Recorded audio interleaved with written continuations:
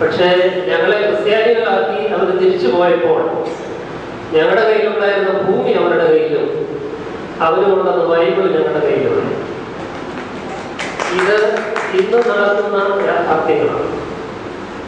സഭയുടെയും വിശ്വാസത്തിന്റെയും സുവിശേഷത്തിന്റെയും ഒക്കെ പേരിൽ ഇത്തരം കോളനിവൽക്കരണങ്ങൾ തുടർക്കഥകളായിക്കൊണ്ടിരിക്കുന്ന ഒരു കാലത്താണ് നാം ജീവിക്കുന്നത്. അപ്പോൾ ഒരു സ്വയം വിമർശന ബുദ്ധിയാൽ മാത്രമേ ഈ വിഷയത്തെ നമുക്ക് സമീപിക്കുവാനായിട്ട് സാധിക്കൂ. അതുകൊണ്ട് തന്നെയാണ് ഇവിടെ ഒരു പ്ലാസ്റ്റിക് ബോട്ടിൽ വെള്ളവും പ്ലാസ്റ്റിക് കപ്പ് കൂടെ കൊണ്ടുവന്നപ്പോഴത്തേക്ക് ആരും കാണാതെ താഴെ വെക്കണമെന്ന് ഞാൻ അഭ്യർത്ഥിച്ചു.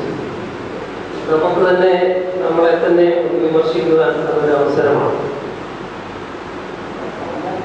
പരിസ്ഥിതിയുടെ ആധ്യാത്മികതയെക്കുറിച്ച് ആത്മീയതയെക്കുറിച്ച് ചിന്തിക്കുമ്പോൾ എൻ്റെ മനസ്സിൽ ആദ്യം വരുന്നൊരു ചിന്ത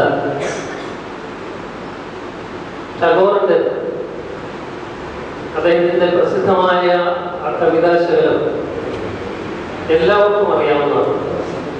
അദ്ദേഹം എഴുതി, I asked the plant, speak to me about God, and the plant blossomed.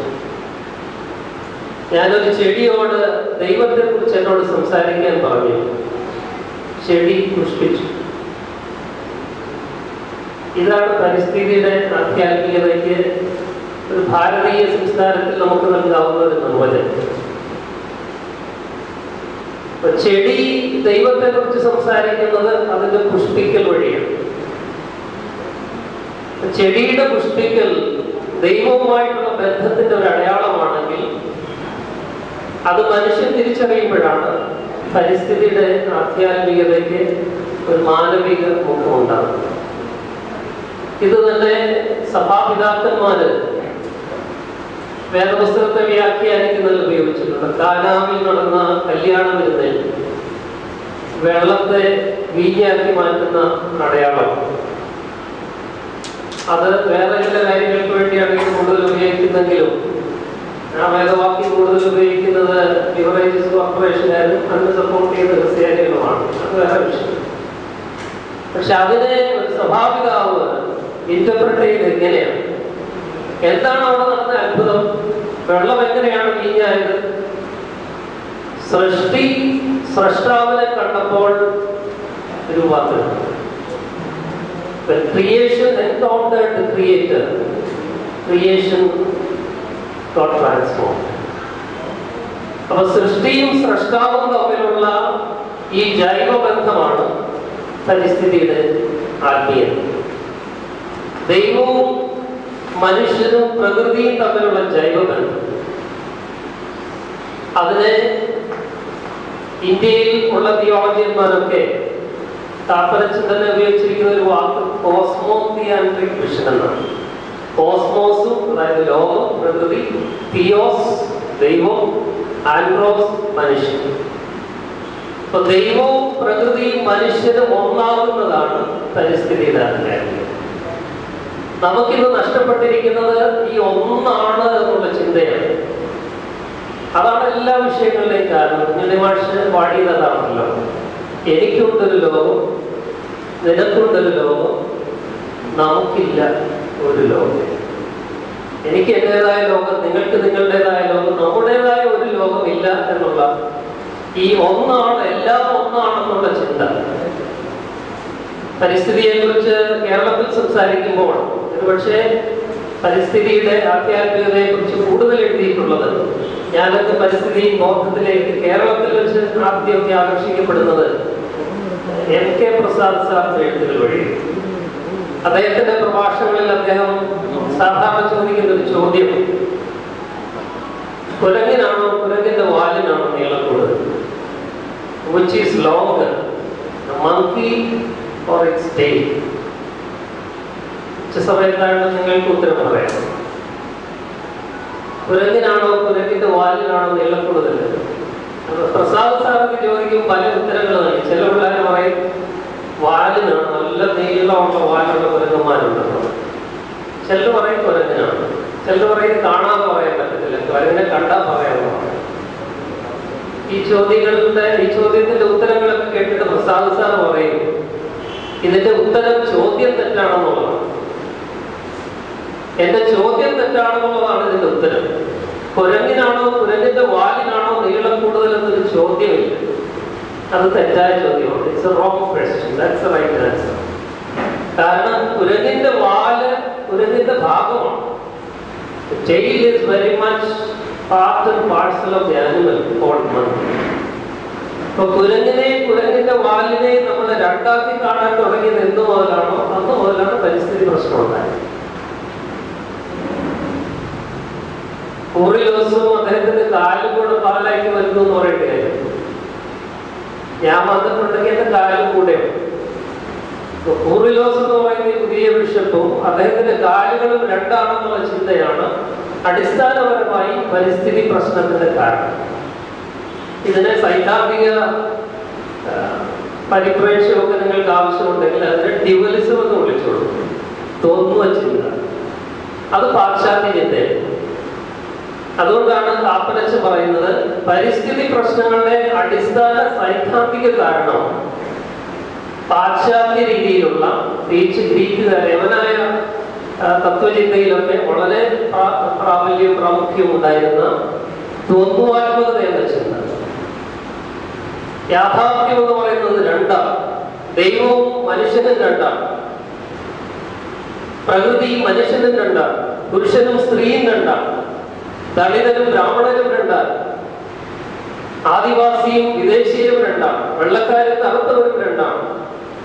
എല്ലാം രണ്ടാണെന്നുള്ള ദ്വന്ദ്വാത്മക ചിന്തയുടെ ഡ്യുവലിസ്റ്റിക് കോൺസെപ്റ്റ് ആണ് of reality is at the root of the environmental crisis. അതുകൊണ്ട് യാഥാർത്ഥ്യത്തെ ഒന്നായി, ദൈവത്തെയും പ്രകൃതിയെയും മനുഷ്യരെയും ഒന്നായി കാണുന്ന ഒരു അദ്വൈത ചിന്ത അത് നമ്മുടെ മണ്ണിലുണ്ട്. ഭാരതം സമ്മാനിച്ചത് അദ്വൈതം.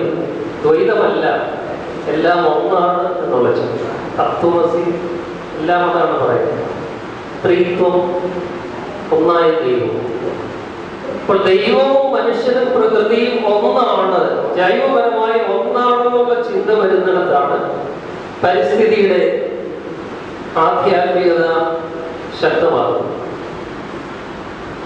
അതുകൊണ്ട് ഒരു അദ്വൈത ചിന്തയിലേക്ക് നമുക്ക് കടന്നു വരുവാനായിട്ട് അത് ഹിന്ദുമതം നമുക്ക് സമ്മാനിക്കുന്ന ഒരു വലിയ സത്യമാണ്. അതുകൊണ്ട് പരിസ്ഥിതിയുടെ ആധ്യാത്മികത ഒരു ക്രിസ്ത്യൻ സ്പിരിച്വാലിറ്റിയാണ്. അതൊരു ഇന്റർ റിലീജിയസ്, സെക്യുലർ സ്പിരിച്വാലിറ്റി. മതത്തിനപ്പുറത്തും മതങ്ങൾക്കുള്ളിലും ഒക്കെ നമുക്ക് കാണാവുന്ന ഒരു ആധ്യാത്മികതയാണ് പരിസ്ഥിതിയുടെ, പ്രകൃതിയുടെ ആധ്യാത്മികത എന്നുള്ളത്. കാപ്പനച്ചൻ പറയുന്ന രണ്ടാമത്തെ പോയിന്റ്, പരിസ്ഥിതിയുടെ ആധ്യാത്മികത നമ്മൾ ഗൗരവമായിട്ട് എടുക്കണമെങ്കിൽ നമ്മളുടെ ചിന്തയ്ക്ക് ഒരു മാറ്റം ഉണ്ടാകും. എനിക്ക് ഇന്നത്തെ ഈ മീറ്റിങ്ങിന്റെ ഓർഗനൈസേഷനോടുള്ള ഒരു ചെറിയ വിമർശനം, നമ്മൾ സുഹൃത്തുക്കളായതുകൊണ്ട് പറയാം. അവതാരക എന്ന പേരിൽ ഇന്ദുലേക്ക് മാത്രമാണ് പെൺകുട്ടികളായിട്ടോ അല്ല സ്ത്രീകളായിട്ടോ ഇവിടെയുള്ളൂ. ബാക്കി എല്ലാവരും, ഞാൻ ഉൾപ്പെടെ എല്ലാം ഒരു മെയിൽ ഡോമിനേറ്റഡ് സദസ്സാണ്. കാപ്പനച്ചന്റെ അഭിപ്രായത്തിൽ അതാണ് പരിസ്ഥിതി പ്രശ്നത്തിന്റെയും സാമൂഹിക അനീതിയുടെയും സഭയിലുള്ളിലെയും പുറത്തെയും എല്ലാ പ്രധാനപ്പെട്ട പ്രശ്നങ്ങളുടെയും അടിസ്ഥാന കാരണം നമ്മുടെ പാട്രിയാർക്കൽ മെന്റാലിറ്റിയാണ്. പുരുഷ കേന്ദ്രീകൃത ചിന്തയാണ് എല്ലാ പ്രശ്നങ്ങളുടെയും അടിസ്ഥാന കാരണം. മണ്ണും പെണ്ണും ഇന്ന് ചൂഷണം ചെയ്യപ്പെടുന്നുണ്ടെങ്കിൽ അതിന്റെ പിറകിലുള്ള പ്രധാനപ്പെട്ട ശക്തി എന്ന് പറയുന്നത് പാട്രിയാർക്കിയാണ്. ഒരു പാട്രിയാർക്കിയെ, പുരുഷ കേന്ദ്രീകൃതമായ ഒരു വ്യവസ്ഥിതിയെ വെല്ലുവിളിച്ചുകൊണ്ടല്ലാതെ, ഒരു സ്ത്രൈണ ആത്മീയതയിൽ കൂടി അല്ലാതെ പരിസ്ഥിതിയുടെ ആത്മീയതയെ കുറിച്ച് സംസാരിക്കുവാനായിട്ട് നമുക്ക് സാധിക്കും. കാപ്പനച്ചൻ എനിക്ക് തോന്നുന്ന ഏറ്റവും വലിയ ഉൾക്കാഴ്ചകളിൽ ഒന്നാണ്. നമ്മുടെ ചിന്തകൾ സ്ത്രൈണമാകുവാൻ തുടങ്ങുമ്പോൾ മാത്രമേ, ഒരമ്മയുടെ കാഴ്ചപ്പാടിൽ പ്രകൃതിയെയും മനുഷ്യരെയും കാണുമ്പോൾ മാത്രമേ പരിസ്ഥിതി ബോധം ജൈവികമാകുകയുള്ളൂ എന്ന് അദ്ദേഹം പറഞ്ഞത് ഞാൻ ഓർക്കുകയാണ്. അതുകൊണ്ടാണ് മണ്ണും പെണ്ണും തമ്മിലുള്ള ബന്ധം ഇക്കോ ഫെമിനിസവും ഇക്കോ വുമണിസവും ഒക്കെ വായിച്ചിട്ടുള്ളവർക്ക് അറിയാം. ആലീസ് പോപ്പർ എന്ന് പറയുന്ന പ്രസിദ്ധ ചിന്തകർ, ആഫ്രിക്കൻ അമേരിക്കൻ ചിന്തകയാണ്. അവരാണ് ആദ്യം ഹ്യൂമണിസം എന്നുള്ള കാഴ്ചപ്പാട്. കറുത്ത സ്ത്രീകളും ആദിവാസി സ്ത്രീകളും മണ്ണും തമ്മിലുള്ള ഒരു ജൈവ ബന്ധത്തെ കുറിച്ച്. അത് ഫെമിനിസത്തിനപ്പുറത്താണ്. ഫെമിനിസം പലപ്പോഴും ഒരു മധ്യവർഗ മിഡിൽ ക്ലാസ് സ്ത്രീകളുടെ വിഷയം മാത്രം ചർച്ച ചെയ്യുന്ന പ്രസ്ഥാനമായിട്ട് ചുരുങ്ങിയപ്പോൾ അതിനപ്പുറത്ത് ഹ്യൂമണിസം എന്ന ചിന്തയിലൂടെ ഇന്ത്യയിൽ അതിന് പ്രാമുഖ്യമുണ്ട്. കാരണം ദളിതരും ആദിവാസികളും അവരുടെ സ്ത്രീകളുമാണ് മണ്ണുമായിട്ട് ബന്ധപ്പെടുന്ന ഏറ്റവും ചൂഷണം അനുഭവിക്കുന്ന സമൂഹം. നമുക്കറിയാം, കഴിഞ്ഞ ഗവൺമെന്റിലാകത്ത് തോന്നുന്നു 2 മന്ത്രിമാർ രാജിവെക്കേണ്ടി വന്നു. ചില ഉദാഹരണങ്ങൾ വഴി ഈ ചിന്തകളൊക്കെ ഞാൻ സൂചിപ്പിക്കും. അതിലൊരു മന്ത്രി എന്റെ സഭക്കാരനാണ്. അദ്ദേഹം രാജിവെക്കാനുള്ള കാരണം മണ്ണുമായിട്ടുള്ള വിഷയമാണ്. മണ്ണ് കേസിലാണ് രാജിവെക്കുന്നത്. വേറൊരു മന്ത്രി ഇവിടെ അടുത്തുള്ള ഒരാളാണ്, നിങ്ങളുടെ പലരുടെ സമുദായത്തിൽപ്പെട്ടയാളാണ് പറഞ്ഞു.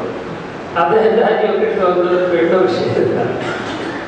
അപ്പൊ ഈ മണ്ണും പെണ്ണും തമ്മിലുള്ള ബന്ധം ഈ കാലത്തൊന്നും തുടങ്ങിയതല്ല. കോളനിവൽക്കരണങ്ങളെല്ലാം ആരംഭിക്കുന്നത് മണ്ണിനെയും പെണ്ണിനെയും ചൂഷണം ചെയ്തുകൊണ്ടാണ്.